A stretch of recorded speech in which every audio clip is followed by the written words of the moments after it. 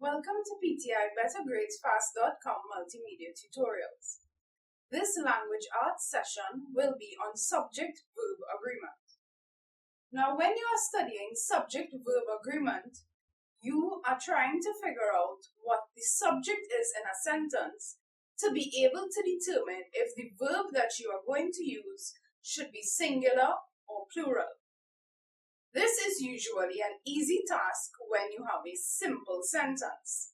Simple sentences meaning those that have subjects that begin the sentence. If you have a sentence that says,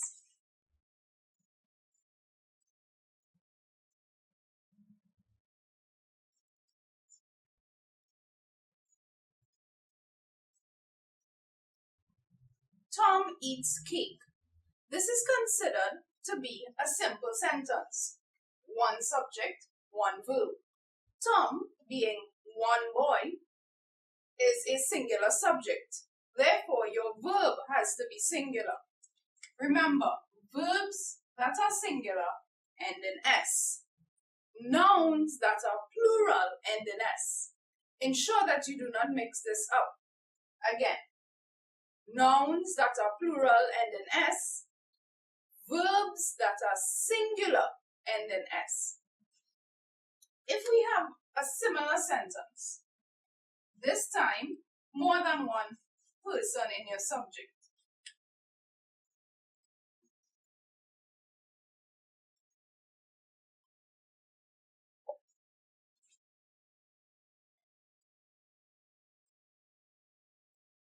Here we see the girls eat cake. Girls is a plural noun, which means it has an S at the end. It will therefore need a plural verb with no S at the end. Keep in mind those differences. Nouns with an S, plural. Verbs with an S, singular. This is fairly straightforward. However, there are three particular rules regarding subject-verb agreement that are a bit more advanced. We will look at those now. First, we will look at the either or, neither nor rule. The either or neither nor rule is applied when you have two subjects in a sentence divided by the words either or neither nor. The reason both either or and neither nor are found in the same rule is because this rule applies to both of these phrases. Therefore, you can put them together under rule number 1. If we have two singular subjects being divided by either or neither nor, you will therefore need a singular verb. Let me show you an example.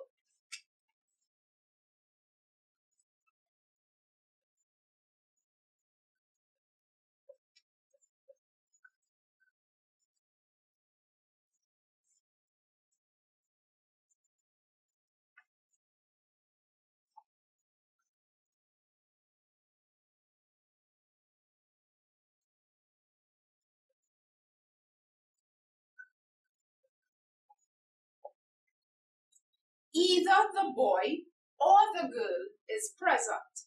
Here we see the use of the phrase either or. In this case, either or separates two subjects. Those two subjects are the boy and the girl. The boy we know is one person, so that's singular. The girl is also one person, so that is singular. According to the either or and neither nor rule, when you have two singular subjects being divided by either or neither nor, you need a singular verb. As I mentioned before, singular verbs end in S. That is why is considered a singular verb. So here we see either the boy or the girl is present. Remember, singular subjects, singular verb. If we had neither the boy nor the girl, we would still need to put is present. The rule works with either or and neither nor. If we were to change the sentence and make our subjects plural, our verb will therefore also need to be pluralized. Let me show you how this is done.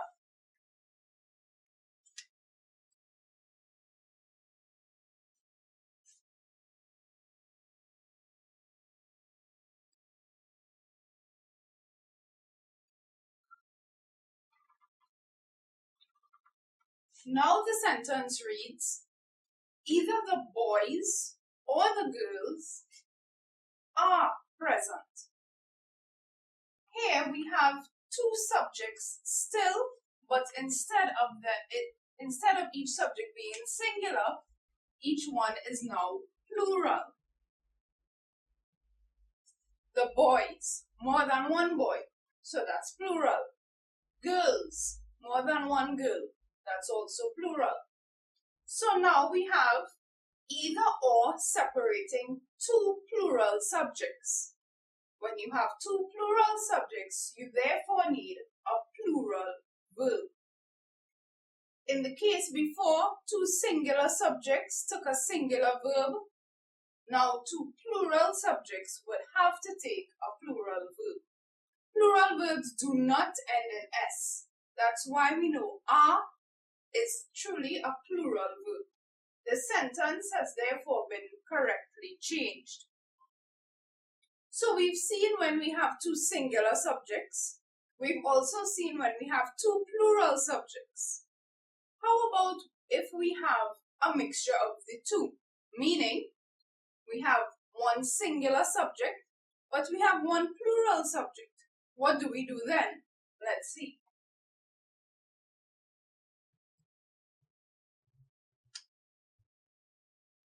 If we were to take off the S off of boys, we are going to make it singular again.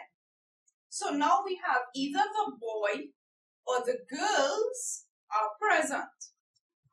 One singular subject, one plural subject. This now means in order to determine what verb you're going to use, whether it is singular or plural, you need to look at the subject that is closer to the verb. In this sentence, the girls is closer to the verb than the boy. The girls is plural. So seeing that the girls is plural, your verb will also have to be plural. Again, if you have a mixture of subjects, meaning one is singular and one is plural, you have to look at the subject that is closer to the verb to determine what kind of verb you're going to use. Because the subject closer to the verb is plural, your verb also has to be plural. How about if it's the other way around?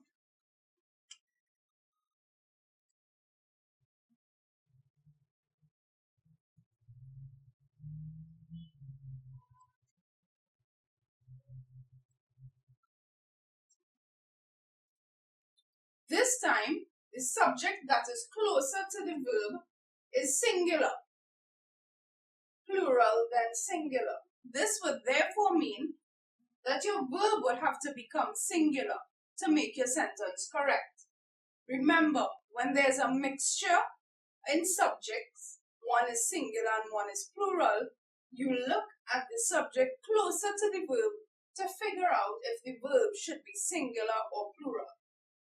Therefore, your sentence correctly reads, either the boys or the girl is present.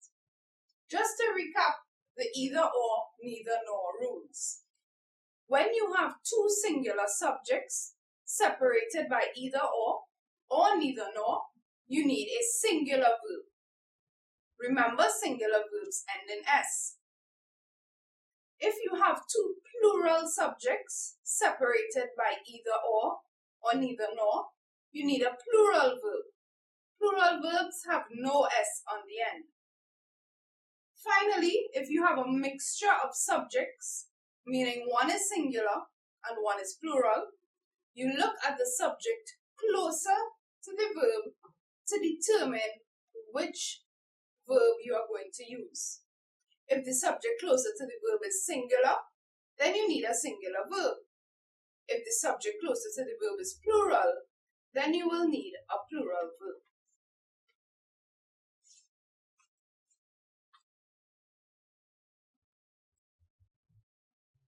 So we have covered the first major rule in subject-verb agreement. Now we will go on to the second one. When you have collective subjects. A collective subject is a word or phrase which represents a group of things, people, or animals. When these words are subjects in a sentence, you need a singular verb. Again, when you have a collective word as the subject of your sentence, you need a singular verb. Let me show you an example.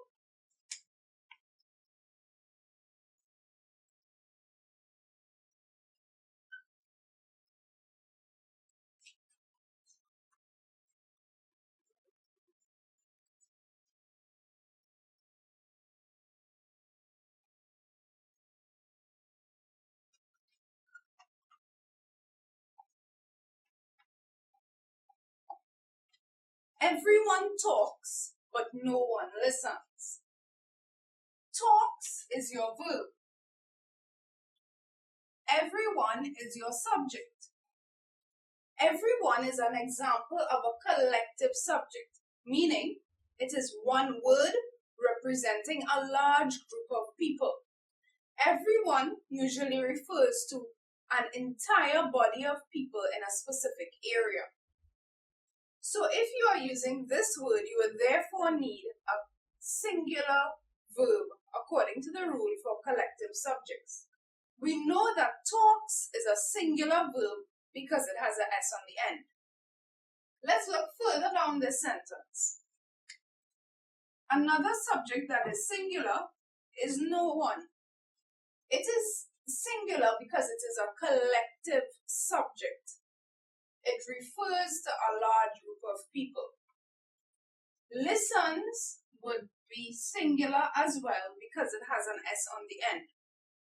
So this is an example of rule number 2, collective subjects taking singular verbs. I will give you one more example of this to show you a mistake that students commonly make that you should avoid.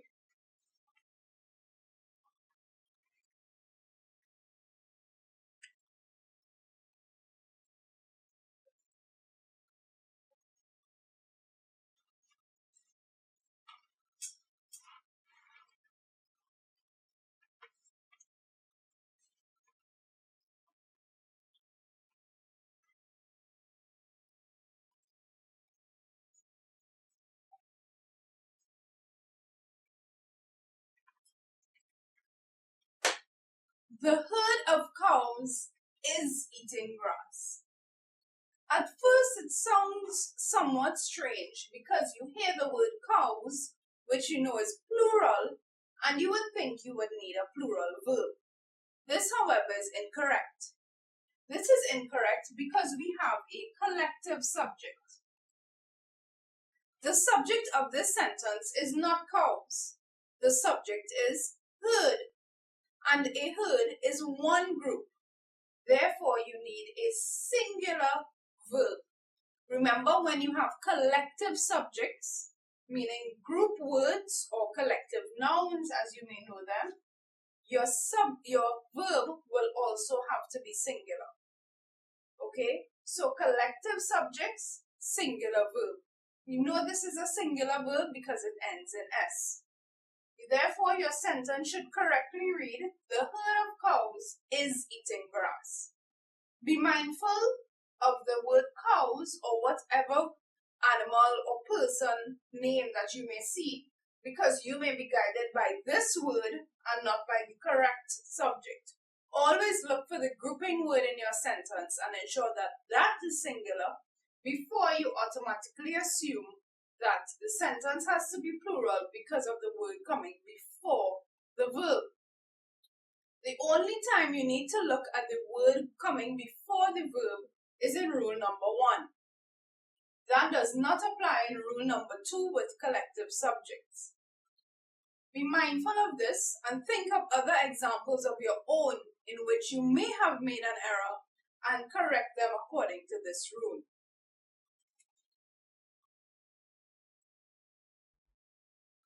Now we will look at the third and perhaps the most difficult rule in subject-verb agreement, which is when you have a phrase in your subject.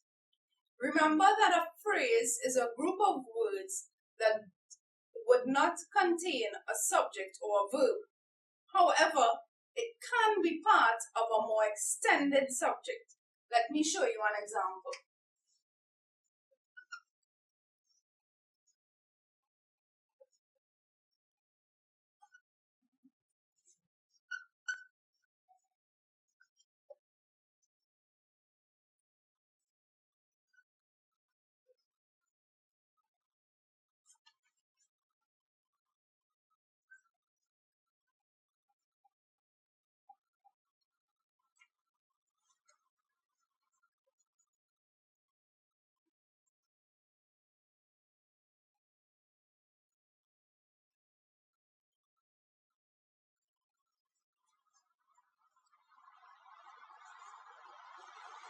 My father, with his friends, visits the beach regularly. Now the phrase in this subject would be with his friends. Sometimes, if your sentence is difficult, meaning it is somewhat long, and you find yourself having problems in identifying the phrase in the subject, it is usually located between the two commas.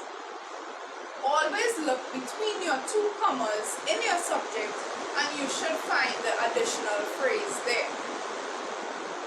With his friends, we know is a phrase because it does not contain a verb. It also contains no subject. It is part of the subject, so it cannot be a clause, neither can it be a sentence. It is a phrase. We cannot look at this phrase when we are trying to figure out if your verb should be singular or plural. That is why I have placed it in brackets. To determine if your verb should be singular or plural, you look at the main subject, which is located at the beginning of the sentence. Students often have mistakes with this type of sentence because the main subject is so much further away from the verb than the phrase. So you would therefore look at the phrase and think, well, friends is plural, so the verb has to be plural. No, do not do this. Be very careful and look for the main subject. The main subject in this sentence is my father. My father is singular, one person. Therefore, your verb also has to be singular. And as I told you before, a singular verb has an S on the end. So we now know visits is a correct verb for this sentence. This is because the main subject, excluding the phrase, is singular. Therefore, your verb has to be singular. After completing an exercise like this, one way in which you can prove that your sentence is correct is by reading your sentence without the phrase and see if it is still grammatically correct. So in this case, we can say, my father visits the beach regularly.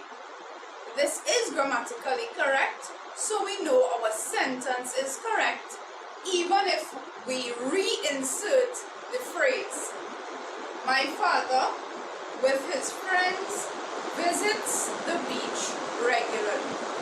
I am going to do one more example for rule number 3 for you to see how this rule works.